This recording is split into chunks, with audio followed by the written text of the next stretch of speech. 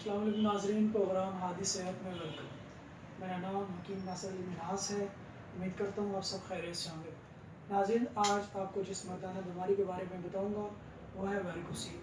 Varicocele क्या है, इसके कितने ग्रेड्स होते हैं, इसके असबाब और अलामात क्या हैं और तिब में इसका इलाज क्या है। वेरिकोसील एक ऐसा मर्ज़ है जिसकी वजह से बहुत से मर्द बांझपन का शिकार हो जाते हैं और औलाद पैदा करने के काबिल नहीं रहते।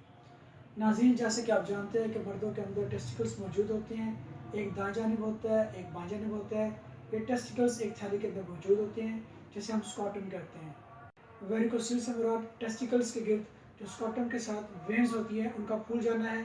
स्कॉटम से मुराद इंसानी जिस्म की वो थैली है जिसमें टेस्टिकल्स मौजूद होते हैं। ये मर्ज ज़्यादातर लेफ्ट टेस्टिकल्स में होता है। वेरिकोसील की एक काफ़ी कम्प्लेक्स टर्म है। इंसान के रिप्रोडक्टिव सिस्टम में टेस्टिकल्स शामिल होते हैं। ये टेस्टिकल्स की ढीली स्किन स्कॉटम में मौजूद होती है। इन टेस्टिकल्स में रिप्रोडक्टिव सेल्स यानी कि स्पर्म्स बनते हैं। इन्हीं टेस्टिकल्स में टेस्टोस्टेरोन भी पैदा होते हैं। ये टेस्टोस्टेरोन अपने मसल्स की ताकत और सेक्सुअल कुव्वत के लिए इस्तेमाल होते हैं।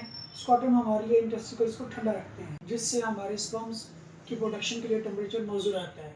हर स्कॉटम टेस्टिकल्स के अंदर स्पर्मेटिक कॉर्ड के जरिए लटके होते हैं और स्पर्मेटिक कॉर्ड के अंदर काफ़ी वेन्स होती हैं।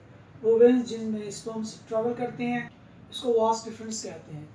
जबकि एक वेन जिसका नाम टेस्टिकुलर आर्टरी है, यह खून को टेस्टिकल से वापस पेम्पनी कॉम्प्लेक्स से खून टेस्टिकल्स वेन्स में जाता है।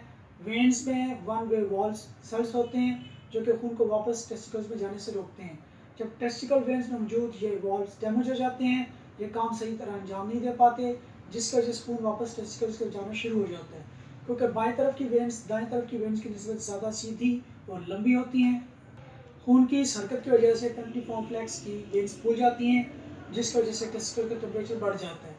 टेस्टिकल्स के लिए स्पर्म की प्रोडक्शन मुश्किल हो जाती है जो कि मर्दाना बांझपन का बाइस बनती है। स्पर्म के अलावा यह टेस्टोस्टेरोन की तादाद को भी कम कर देती है जिसकी वजह से आप कई सेक्सुअल मसाइल का शिकार हो जाते हैं। वेरिकोसील स्पर्म की तादाद और मिकदार दोनों पर असर करता है। टेस्टिकल्स को एक खास मकसद के तहत जिस्म से बाहर रखा गया है क्योंकि इंसानी जिस्म का दर्जा हरारत ज़्यादा होता है, जबकि इसके मुकाबले में टेस्टिकल का दर्जा हरारत बाकी जिस्म से 1 से 2 सेंटीग्रेड कम होता है। नाज़रीन, आप बात करते हैं वेरिकोसील के ग्रेड्स के बारे में। वेरिकोसील के 5 ग्रेड्स होते हैं। सबसे पहले बात करते हैं ग्रेड 1 के बारे में।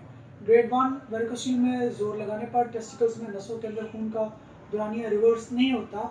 अगर लेटने या खड़े होने पर दोनों सूरतों में वेरिकोसील नज़र ना आए और ना ही मालिश को महसूस हो तो वो ग्रेड 1 वेरिकोसील है। ग्रेड 2 अगर लेटने पर वेरिकोसील महसूस नहीं होता और खड़े होने पर वेरिकोसील महसूस होता हो तो वो ग्रेड 2 है। ग्रेड 3 अगर लेटने और खड़े होने दोनों सूरतों में वेरिकोसील महसूस हो तो वो ग्रेड 3 है। अगर वेरिकोसील की वेन्स में सोजन है, अगर लेटने या खड़े होने पर दोनों सूरतों में वेरिकोसील की जो वेन्स हैं अगर इनका डायमीटर 2 mm से ऊपर है वो वेरिकोसील ग्रेड 3 या 4 है। अगर वेरिकोसील में जोर लगाने पर टेस्टिकल में नसों के अंदर खून का दौरानिया रिवर्स होता है तो ये हायर वेरिकोसील के ग्रेड 3 या 4 में चला जाता है। ग्रेड 4 अगर लेटने और खड़े होने पर दोनों वेन्स नज़र आती हैं और हाथ लगाने पर महसूस होती हैं तो वो ग्रेड 4 है।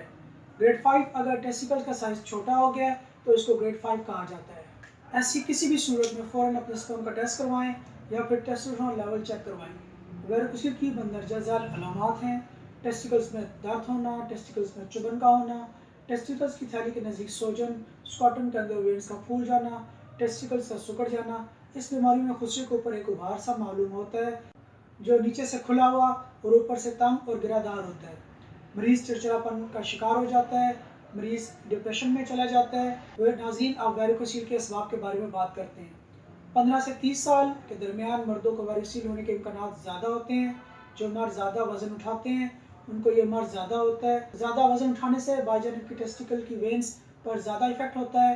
गुर्दे की खराबी, मैदे की खराबी, कब्ज़, बवासीर, खून का गाढ़ापन या खून में कोलेस्ट्रॉल का बढ़ जाना, तम्बाकू नोशी, सिगरेट नोशी, शराब नोशी। ऐसे लोग जिनको मोटापे की बीमारी होती है उनको ये मर्ज हो सकता है।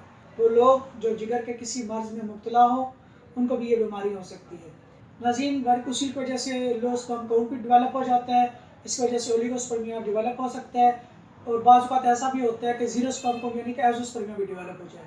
नाज़रीन, मैं आपको ये कहना चाहूँगा कि में वेरिकोसील का तरीका इलाज नहायत मौसर और पुरअसर है जो कि वेरिकोसील को मुकम्मल ख़त्मा कर देता है। कुदरती तरीका इलाज ही ऐसा इलाज है जिसके रिजल्ट मुस्तकिल हैं। हादिद वाहना पर मेडिकल रिपोर्ट्स की मदद से मरीज़ में मर्ज़ की तशख़ीस की जाती है और मरीज़ में वेरिकोसील की नोयत को मालूम किया जाता है। हादिद वाहना पर बगैर ऑपरेशन वेरिकोसील का 100% इलाज मुमकिन है। हादिद वाहना पर वेरिकोसील के असल असबाब को नज़र रखकर इसका इलाज किया जाता है। वेरिकोसील के इलाज के बाद ओलिगोस्पर्मिया और नेक्रोस्पर्मिया की बीमारी से निजात हासिल हो जाती है। तो फिर आज हादिद वाहना पर तशरीफ़ लाएँ और मुकम्मल यकीन के साथ अपना इलाज करवाएँ। अल्लाह हाफ़िज़।